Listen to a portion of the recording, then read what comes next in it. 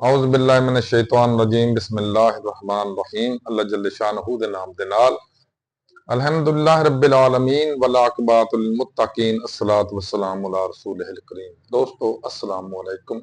Doctor Naseer कालो हाज़िर CNP news.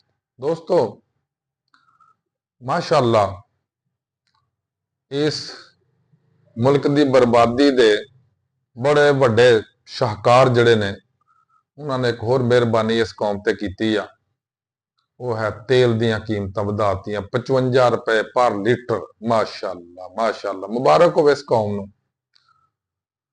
लुट्टण दे ऐसे ऐसे बहाने ने ना बनाए होए, ये ते इउं समझदे ने जिस तरह IMF दे असी गुलाम आ और IMF साडा पाकिस्तान दा माई बाप आ। बहाना यह बनाया कि IMF ने कहा कि रेट वधा दिओ और अगे 15 दिन बाद रेट वधाउंदे सी, ऐरका उन्हां 5-6 दिन बाद ही वधा के भरा मारिया, लाओ मौजां करो।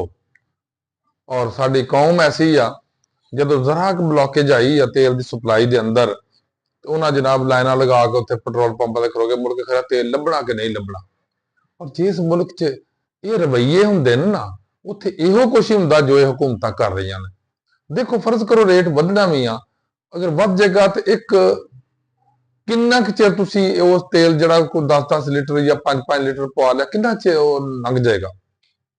लेकिन कौम भी बेसबरी आ और हुकूमत इस कौम की बेसबरी तो फायदा उठाउंदियां होया अपने नोट बना रही है। तुसी देखो एक जमाना सी इहो ही जिहड़े अजकल हुक्मरान ने ये कहंदे हुंदे सी अगर तेल रात नूं वधा दिंदे आ, रातों रात वधदे ने या दिने जिहड़ा वज़ीर आज़म वो वज़ीर आज़म चोर हुंदा। हुण आया इन्हां दे ओ जिहड़े कहण वाले सन लोग, वो खुदा नखास्ता फौत हो गए ने या मुल्क चों किते चले गए ने कि हुण उन्हां नूं याद नहीं आउंदा कि अगर तेल की कीमत वधदी आ तो वज़ीर आज़म चोर हुंदा। दूसरे नंबर ते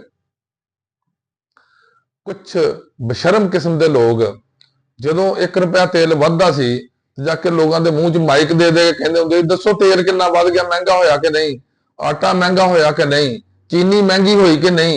वो भी शायद मर मुक गए ने, फौत हो गए ने या जिंदा ही कोई नहीं उन्हां चों। हुण कोई भी नहीं पुछदा, किसी के मुंह च माइक नहीं देंदे जाके कि तेल महंगा वा, आटा महंगा वा, फलां चीज महंगी आ, चीनी महंगी है। नो क्यों? तेल के जिन्ने स्टॉकिस्ट ने ये सारे हुकूमती ने, सीमेंट के जिन्ने ने सारे, जिन्ने चीनी के स्टॉकिस्ट ने या चीनी के प्रोड्यूसर्स ने सारे, अच्छा बिजली के प्रोड्यूसर जिन्ने सारे हुकूमत ने। तो क्यों ना महंगाई आएगी? महंगाई तो छाला मार के आएगी। और फिर लोगों दी हुकूमतां, ऐसे लोग ने बेचारे दुनिया के अंदर जिन्हां दी हुकूमतां अपने राया नूं या अपने लोगों नूं या अपने मुल्की लोगों नूं सहूलतां मुहैया कर दियां ने किसी ना किसी जरिए ना, किसी ना किसी तरीके ना। लेकिन साडी हुकूमत ताड़दी रहिंदी है कि कोई बहाना ते साडे काबू असीं रेट वधा सकीए ताकि साडा प्रॉफिट वधे उहदे च।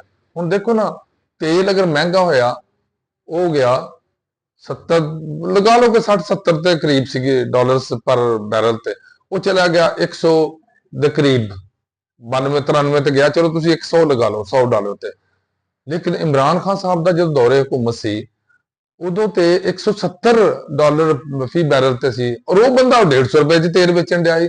वो पागल सीगा, वो बेवकूफ सी कि लोगों को सहूलियात दे रहा सी। लेकिन नहीं, यही वजह वा कि जो हुक्मरान इहो ਜਿਹੇ होणगे तो जो साडे नाल हो रहा इहो कुछ ही होएगा। क्योंकि उन्होंने भी पता वो किहड़े साडे वोटां नाल गए ने, साडे वोटां नाल जाण तो उन्होंने एहसास होवे ना कौम का भी कौम मेरी साडी कौम है, साडे वोटर्स ने, साडे सपोर्टर्स ने। उन्होंने पता कि असीं ते एवें मार धाड़ करके आए आ, सानू की फर्क पैंदा। दूसरे नंबर ते जिस मुल्क च अफरा तफरी की यह हालत होवे कि हर बंदा अपने दौलत बनाने के चक्कर च होवे, जड़ा कोई एहतजाज करे ਉਹਦੇ ਤੇ दहशतगर्दी के परचे दिंदे होण और मुल्क साडे दुनिया के अंदर जाने का इंतहाई दहशतगर्द मुल्क आ। क्यों कि जिन्ने इन्हां दहशतगर्दी के परचे दे छड्डे ने पब्लिक के उपर, हज़ारां के हिसाब नाल, हज़ारां लखां के हिसाब नाल शायद हुण ते हो गए होणे आ दहशतगर्दी एक एक बंदे ते 15-15 20-20 दहशतगर्दी के परचे ने। दुनिया वो देखदी है कि आया इस मुल्क च 25 करोड़ इंसानां दी बजाए ते कोई 25 करोड़ दहशतगर्दी रहिंदे ने। ਅਸੀਂ ਦੁਨੀਆ ਦੇ ਅੰਦਰ ਆਪਣਾ ਵਕਾਰ ਬਰਬਾਦ ਕੀਤਾ। ਅਸੀਂ ਰੋਜ਼ ਠੂਠਾ ਮੰਗਣਾ ਸ਼ੁਰੂ ਕਰਤਾ ਔਰ ਜਿਹੜੇ ਪੈਸੇ ਆਉਣੇ ਨੇ ਉਹ ਖਾ ਪੀ ਜਾਣੇ। ਹੁਣ ਤੁਸੀਂ ਦੇਖੋ ਕਿ ਜਿੰਨਾ ਇਹਨਾਂ ਕਰਜ਼ਾ ਲਿਆ ਉਹ ਡੇਲੀ ਬੇਸ ਤੇ ਪਤਾ ਨਹੀਂ ਕਿੰਨੇ, ਇੱਕ ਦਿਨ ਮੈਂ ਸੁਣ ਰਿਹਾ ਆਪਣੇ ਖਬਰਾਂ, ਇੱਕ ਬੰਦਾ ਪਤਾ ਨਹੀਂ ਹੁਣ ਮੇਰੇ ਜ਼ਿਹਨ 'ਚ ਨਹੀਂ ਕਿਹੜਾ, ਉਹ ਕਹਿ ਰਿਹਾ ਸੀ ਕਿ ਡੇਲੀ ਬੇਸ ਤੇ ਪਤਾ ਨਹੀਂ ਕਿੰਨੇ ਅਰਬ ਰੁਪਇਆ ਡੇਲੀ ਬੇਸ ਤੇ ਕਰਜ਼ਾ ਲੈ ਰਹੇ ਨੇ। ਹੁਣ ਤੁਸੀਂ ਦੇਖੋ 365 ਦਿਨ 'ਚ ਅਗਰ $1000 ਵੀ ਲੈ ਲਿੱਤਾ ਜਾਂਦਾ, ਸੌਰੀ 1000 ਰੁਪਇਆ ਯਾਨੀ ਪਾਕਿਸਤਾਨੀ ਬੈਂਕਾਂ ਤੋਂ ਕਰਜ਼ਾ ਲੈ ਰਹੇ ਨੇ, ਤੇ ਕਿੰਨਾ ਬਣਦਾ ਵਾ? ਯਾਨੀ ਅਰਬਾਂ ਰੁਪਇਆ ਡੇਲੀ ਕਰਜ਼ਾ ਲੈ ਲੈ ਕੇ ਉਹ ਕਿੱਥੇ ਜਾ ਰਿਹਾ? ਕਿਹੜਾ ਇੱਥੇ ਕੰਮ ਹੋ ਰਿਹਾ ਸਾਡਾ? ਮਹਿੰਗਾਈ ਦੀ ਜਾਨ ਨਹੀਂ ਛੁੱਟਦੀ ਪਈ ਲੋਕਾਂ ਦੀ, ਬੇਰੋਜ਼ਗਾਰੀ ਲੋਕਾਂ ਦੀ ਜਾਨ ਨਹੀਂ ਛੱਡਦੀ ਪਈ। ਔਰ ਅਸੀਂ ਲੋਕ ਰੋਜ਼ਿਆਂ 'ਚ ਦੇਖਦੇ ਆ ਜਿਹੜੀ ਚੀਜ਼ ਰੋਜ਼ੇ ਤੋਂ ਪਹਿਲੇ ਮਾਸ਼ਾਅੱਲਾ 200 ਰੁਪਏ ਦੀ ਸੀ, ਉਹ ਹੁਣ 500 ਰੁਪਏ ਦੀ ਪਹੁੰਚੀ ਆ। ਹੁਣ ਚੈੱਕ ਐਂਡ ਬੈਲੈਂਸ ਵਾਲਾ ਕੋਈ ਸਾਡੇ ਸਿਸਟਮ ਹੀ ਨਹੀਂ ਹੈ। ਔਰ ਜਿਹੜੇ ਅਫਸਰ ਨੇ ਸਾਡੇ ਮਾਸ਼ਾਅੱਲਾ ਏਸੀ ਡੀਸੀ ਕਮਿਸ਼ਨਰ ਫਲਾਂ ਉਹਨੂੰ ਗੱਡੀਆਂ ਵੱਡੀਆਂ ਵੱਡੀਆਂ ਲਾ ਕੇ ਦਿੱਤੀਆਂ, ਤੁਸੀਂ ਏਸੀ ਵਾਲੀ ਗੱਡੀ 'ਚ ਬੈਠੋ, ਆਰਾਮ ਨਾਲ ਮौज ਕਰੋ, ਘਰੋਂ ਉੱਠੋ ਦਫ਼ਤਰ ਜਾਓ, ਦਫ਼ਤਰੋਂ ਉੱਠੋ ਘਰ ਜਾਓ, ਕੋਈ ਨਹੀਂ ਪੁੱਛਣ ਵਾਲਾ, ਕੋਈ ਨਹੀਂ ਗਿੱਛਣ ਵਾਲਾ। ਇਹ ਹਾਲ ਆ। ਤੇ ਫਿਰ ਜਿਹੜੀ ਕਸਰ ਰਹਿ ਜਾਂਦੀ ਆ ਉਹ ਤੇਲ ਮੁਫਤ, ਵੱਡੀਆਂ ਵੱਡੀਆਂ ਗੱਡੀਆਂ 47 47 46 47 100 ਹਾਰਸ ਪਾਵਰ ਵਾਲੀਆਂ ਜਨਾਬ ਮੌਜਾਂ ਕਰੀ ਜਾਓ, ਤੇ ਤੇਲ ਨੇ ਕਿੱਧਰੋਂ ਆਉਣਾ ਜੀ? ਤੇਲ ਕਿੱਥੋਂ ਨਿਕਲਣਾ? ਤੇਲ ਕੌਮ ਦਾ ਹੀ ਨਿਕਲਣਾ ਵਾ ਜਿਹੜਾ ਨਿਕਲ ਰਿਹਾ। ਅੱਲਾਹ ਹਾਫਿਜ਼, अस्सलाम वालेकुम।